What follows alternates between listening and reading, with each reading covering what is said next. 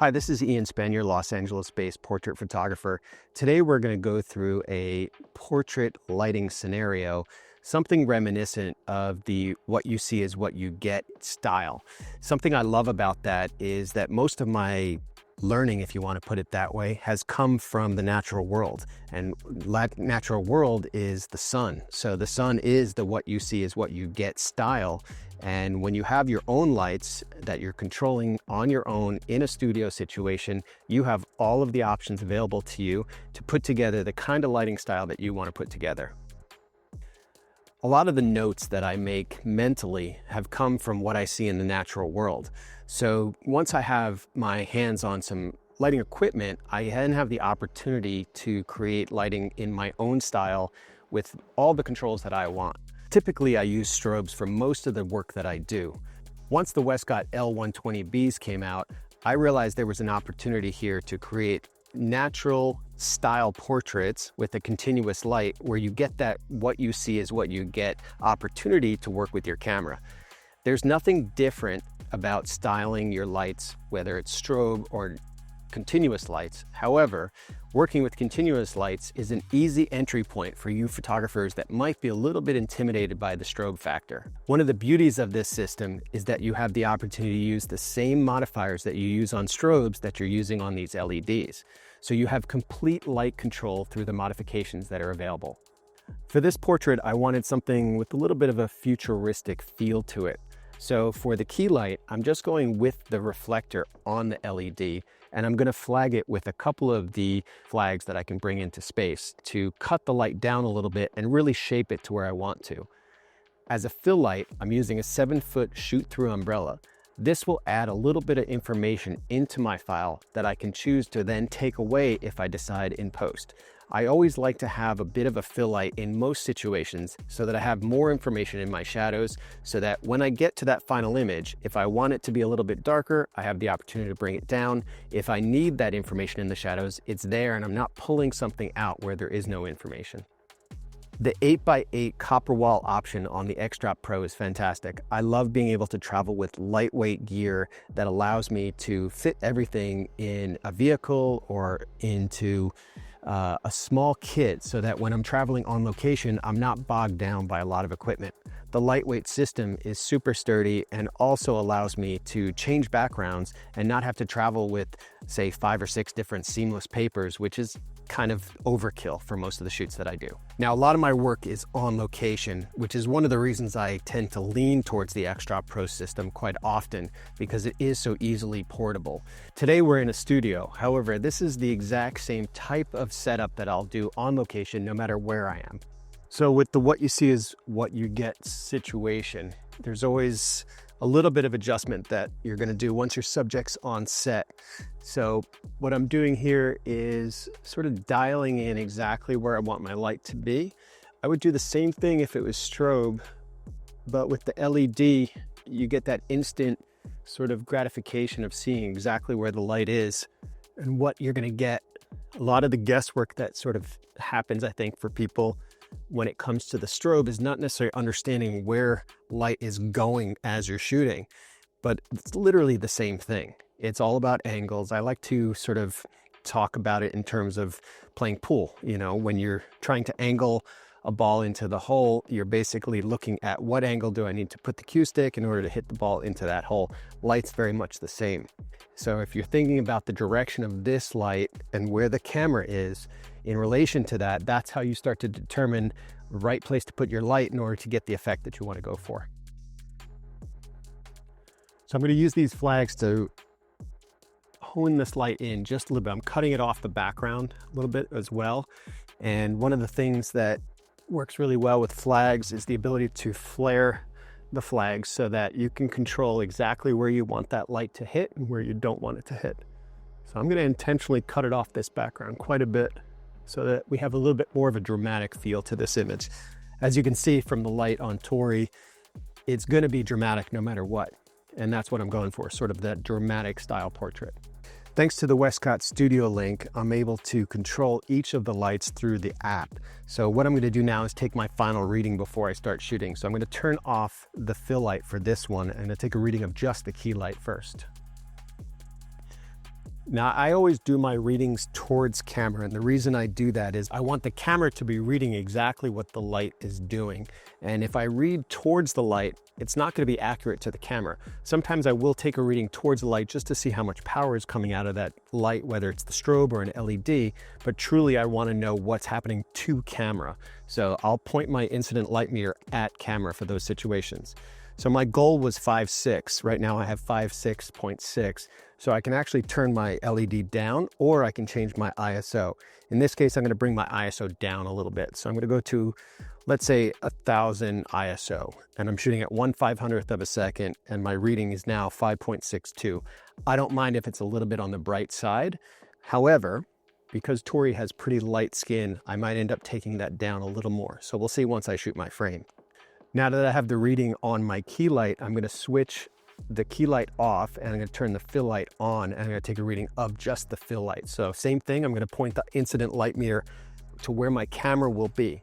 Ideally, I want something like a 2-stop difference. So right now at 1000 ISO, I get about 2.5 stop difference. So we'll see how that looks. If I like it, I'll stick with it. If not, I might need to move the light closer, or maybe spread the reflector out, spread the distance between the reflector and the umbrella a bit more, just to get a little bit more spread of that light.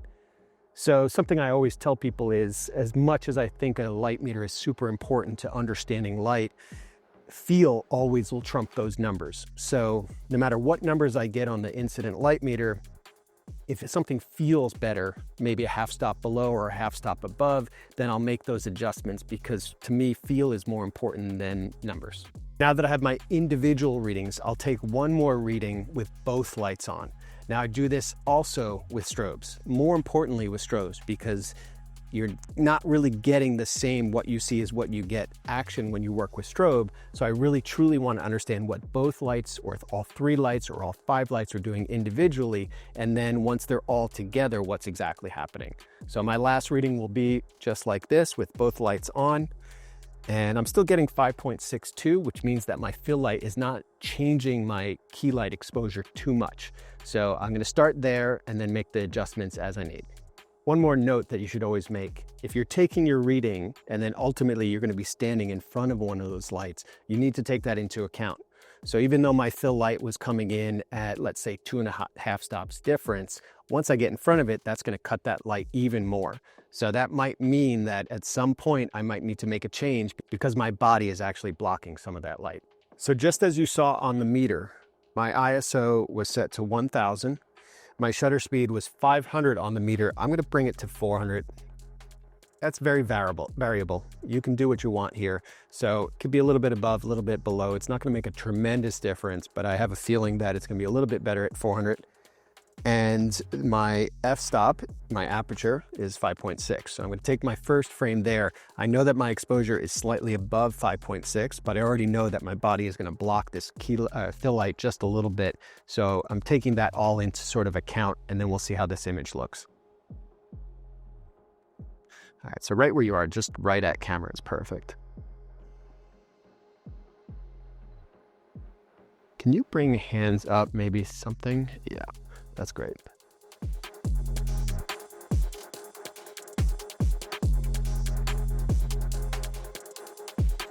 So as we look, our first frame is pretty much on target. As I mentioned, Tori's lighter skin is going to be a factor in this image. So we already know that because her skin is on the lighter side, our correct exposure might actually not be correct, because we're dealing with somebody with lighter skin.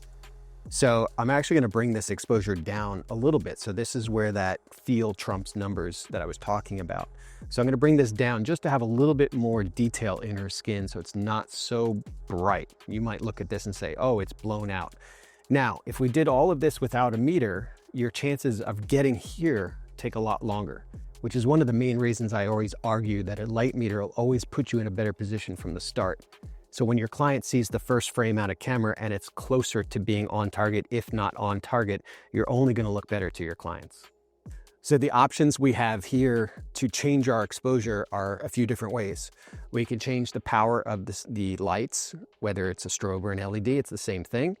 Or we can play with the ISO on our camera. In order to keep that same aperture that we were going for, I wanted a portrait done here at f5.6. So by changing the ISO only, this puts me in a position to stay with the aperture that I intended this portrait to be. When I talk about understanding light, part of that understanding of light comes from the ability to sort of see in f-stops. When you see in apertures in your mind, then you can predetermine what you want to do before you even walk on set. So when I had this idea in mind, I knew in my head I wanted to shoot it at a fairly open aperture, and 5.6 seemed like a good place to start.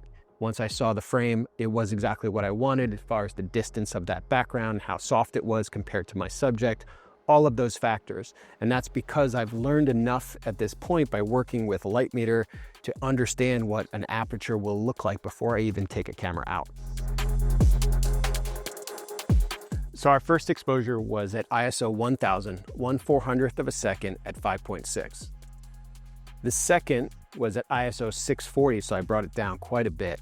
And you can see that the shadows got much, much heavier when we made that change. We lost a lot of our background as well. Then at ISO 800, we sort of got in the middle. Now I actually think that this is probably more accurate to Tori's skin when you see it in person. So I think 800 is really where we want to live. I'm getting that subtleness of the background that I was going for. The light is cut off on this side quite a bit, so I might open that flag up just a little bit, just to get a little bit more information back there. And we always have the option of adding in more light through a third LED if we decide we want something else going on in this image. So I'm going to open up this flag just a little bit so that I get more light onto that background. And I think what I'm actually going to do is move the flag a little bit closer to Tori so that when I open it up, we don't add too much light to the background. Everything for me with lighting is about subtlety.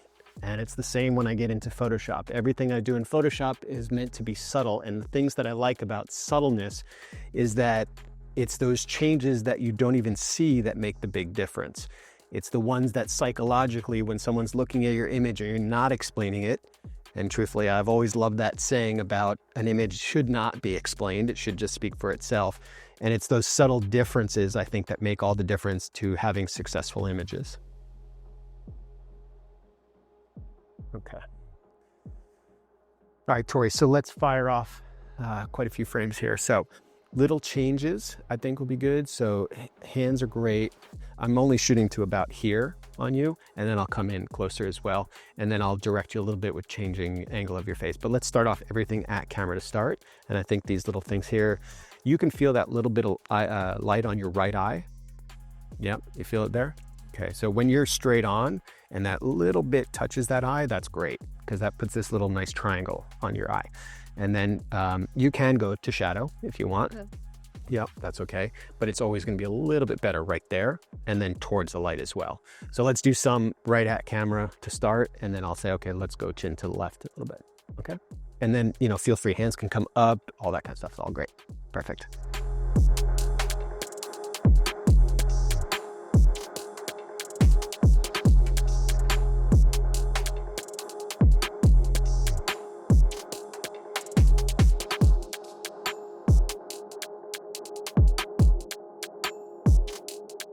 So you'll notice that one of the really cool aspects of working with continuous lights is that you're not necessarily waiting for recycling time. You can just shoot.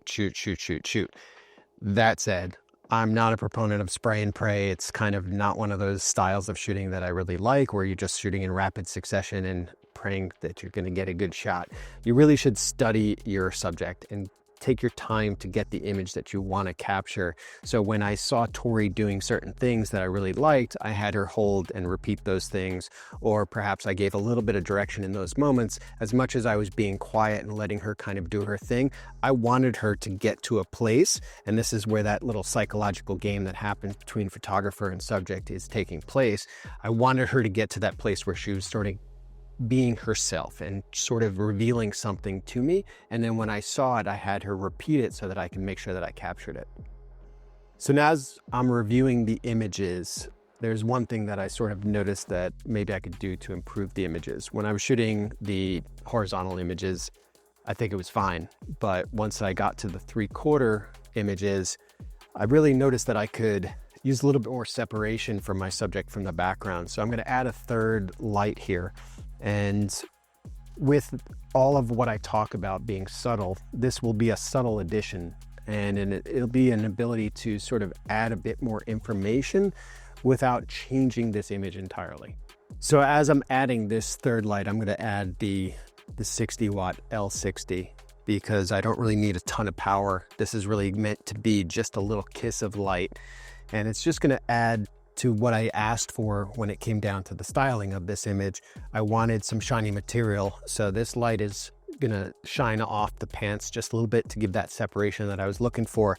If you want a great clue as to how to really learn how lighting is done by great masters of directors of photography and cinematographers, watch TV and movies. I mean, today, television shows today are fantastic as far as how they're photographed and how they're shot.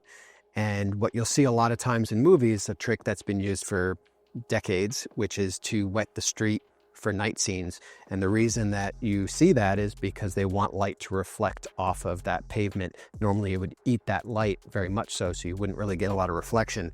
In a situation where the material that you're using has that same opportunity, because the shiny material is similar to a wet, pavement, essentially, is going to be that same effect where you get a little bit of extra, light coming out of that situation that will only help to create that whole package that you're going for.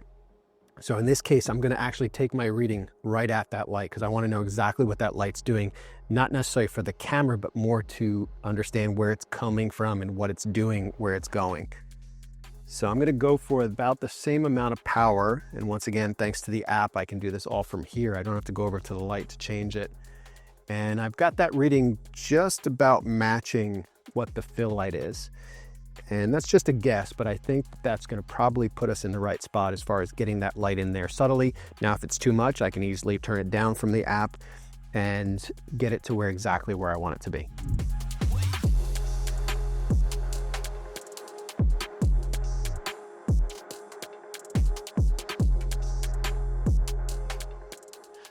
All right, so my guess was pretty much correct.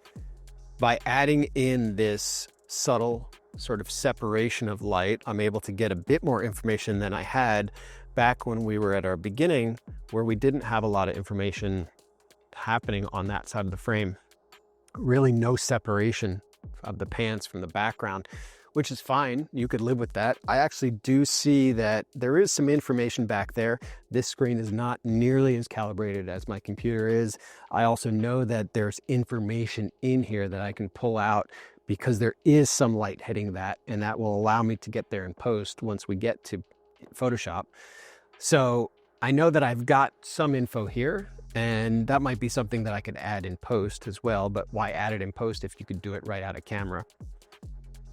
So going back to this with the addition of the L60B, essentially now what I'm looking for is it in the right spot? Is it where I want it to be? I'd actually like it to be a little bit more behind her so that it wraps around. As far as the power setting goes, I'm pretty happy with that. I think I can live with that power setting. Maybe I'll turn it down 10% more and just bring it around the back just so that it gets more of a quality of light like this. And when we talk about light, quality of light's super important. That's the reason that these products are so good, is that the quality of light that comes out of them allows you to really capture images the way that you want to, the way that you see it in your head before you even press the shutter button.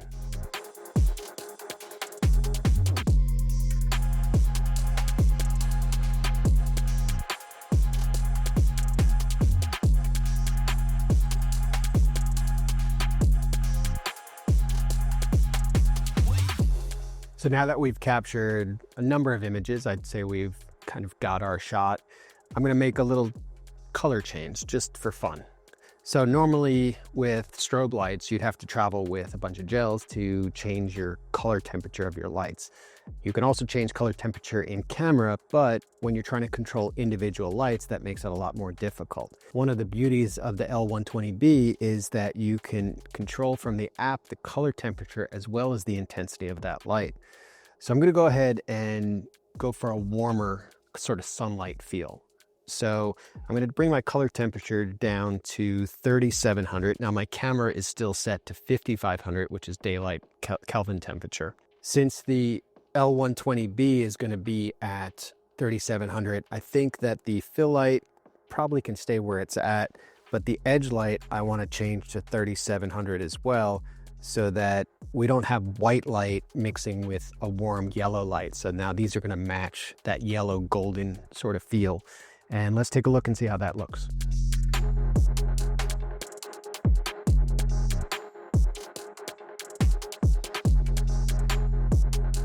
So now that we have this option to change color, another option might be to go the complete opposite direction. So I want to do a very cooler image. If you think about what I mentioned earlier about television and movies today, how the story is actually pushed by the lighting in these shows and movies. Think about Ozark. Ozark's a great example. That bluish green tone to the entire series helps create the atmosphere of the show, and psychologically, which we talked about earlier, also gets the viewer to looking at these shows and thinking in a certain way. I was going to use the word certain light, but I won't use that pun. Basically, by changing the color temperature of our subject, we tell a different story. And that's a lot of what I talk about in what you learn from the natural world, how light changes the story that you're trying to tell that day. So I'm going to go ahead and change my color temperature on all of the lights to 6500 Kelvin. That's going to cool everything off. And then let's take a look at that and see if we need to make any other changes.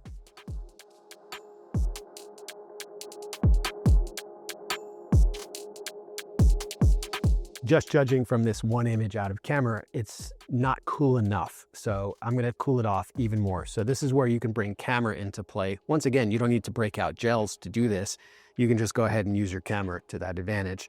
So my camera right now is set to a white balance of 5500. Now, a lot of people shoot with auto white balance. I never recommend that. You should always color temperature control your images. It's just the same as telling people shoot RAW, don't ever shoot JPEG. It's not necessary. You want to have all those controls. When you get to the place where you're shooting manual, which is really where we all should be, you have complete control. Then you're actually making images, not just taking them. So I'm going to change my Kelvin temperature and I'm going to go for, let's say, 3000 Kelvin temperature. I think that's going to be about the right spot. So let's see a test frame. Same thing that you just did. That's great. Quite a difference. So maybe this is a little too far. So I'm going to pull this back just a touch and let's go to, say, 3600. Let's try that.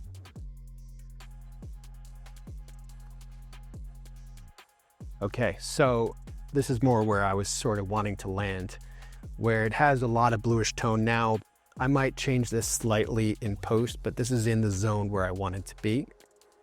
So let's just create a story behind this. Let's say that this is a movie poster for like Girl with the 15th Dragon Tattoo or whatever movie you want to put it as.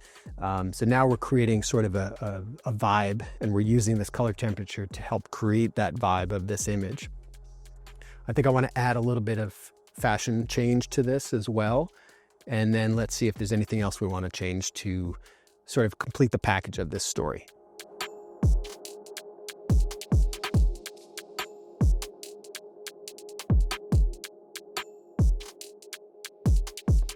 All right, so we tried a couple different jackets. I think this one works well. I'm going to shoot with and without the jacket because I'm not 100% sold on the jacket. But let's sort of look at this as our, maybe this feels like a TV movie of the week, something like that. Other than that, I think that the color temperature really works. I mean, it makes a different feel overall. So let's just get a couple frames like this.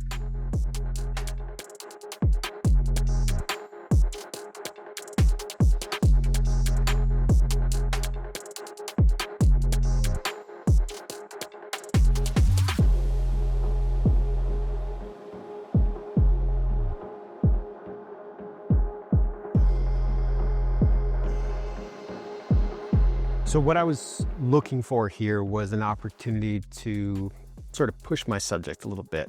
I think, Tori, correct me if I'm wrong, but the experience is more on the fashion side. So some of the posing was coming off a little bit too fashionable for me. Sometimes this is going to happen. You have a subject that maybe you're pushing out of their comfort zone. Some of the times that you're working with subjects like this, you need to then direct. Your job as the photographer is being a director after all. So what I was trying to get to was a little bit more of a hero shot, like a heroine type shot. So I was thinking superhero, X-Men, Marvel movies, all those kind of directions is where I was going for. And ultimately, this is the area that I wanted to be. So now that we've gotten here, I can repeat it. And I think I'm going to add a little bit of atmosphere to this. I'm going to throw a little smoke behind her and see if that sort of sells the images better.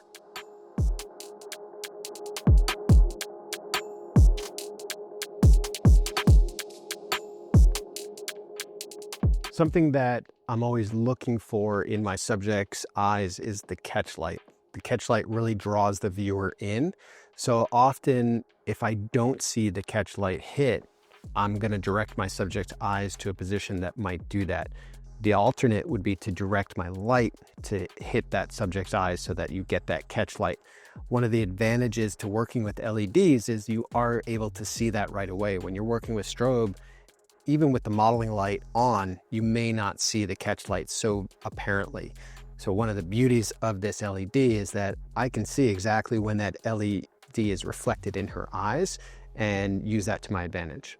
I go into pretty much all of my photo shoots with a plan. And the reason I do that is I love to enter a photo shoot with an idea of what I want to do, how I want it to look. And if it doesn't work for the client or if it doesn't work for my subject, then I have a jumping point from there to move forward. I never feel like I'm stumbling to come up with something.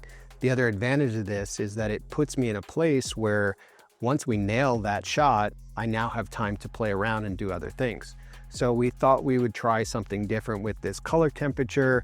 Then we added some smoke, and quite honestly, it wasn't really working. And one of the things I love to say is failing is great. Failing is where you learn. So now I know that perhaps smoke in this situation, this lighting configuration that I've got going on, it just didn't work. So instead we added another light, which put a little bit more information into that background other than what we were doing earlier, where we had one really dark side to our background. So now we have more information on that background. There's still a little bit of smoke hanging around, and that probably picked up a little bit of the lights from the back, the L60 LEDs, and all said and done, it created this image that we really like. So we failed, but then we succeeded. So sometimes that happens, and it's part of the fun. Something I've been doing since the beginning of my career is keeping a notebook of the sets that I'm working on. I'll script out on my ideas beforehand and create these bird's eye views of the set, at least with what I think I'm going to do. And then I'll update if I make changes during the photo shoot. After the shoot is done, I'll print out some sample images of my favorite shots from the shoot and add it into the notebook. So I have a reference point with a visual to which I can always refer back to. There's a few advantages to doing this notebook. Aside from thinking about things before you even get on set, there are situations where perhaps I have to deal with my client or my computer froze or a light's broken and I've got to handle it. I can hand my notebook to my assistants and have them start setting up the shoot idea before I even step onto set. The other part of this that's come into play over the years is having all these images in this notebook allows me to sort of have a portfolio of images with me at all times. So if a client and I are discussing an image and perhaps their vocabulary isn't the same as mine and we're trying to figure out a solution for what they want that day, I have samples to which I can say, well, I can do it in this style or I can do it in this style, and literally show them right here what different things can look like. The other great advantage is the return clients, and we all want those return clients. It allows me to go back to those sets whenever I need to and reference back to the settings that I had, where I had my lights exactly, everything we had going on set that day so that I can repeat that shoot if I need to. So being a big fan of shooting with strobes, pushing myself outside of that comfort zone and doing more things with continuous light is something that I'm really embracing and having a good time with. The advantages to it are many of the things you saw today. We have color temperature that we can change and see the difference right away. We have what you see is what you get style of shooting, which essentially means that wherever we place our lights and where you're looking at your subject is exactly what the camera will capture. And then as well, we have the ability to really dial into something that is different than strobe. You don't have a flash. And without that flash, you have the advantage of maybe clients that are maybe sensitive to flash and don't like that flashing look. Or if you're shooting in an environment where maybe strobe is not allowed, that happens. So all of those things put you at an advantage when you're shooting with continuous lights, and it just gives you one more solution to be able to come up against the challenges that we face when we're on location, in studio, or anywhere else you're doing your portrait photography.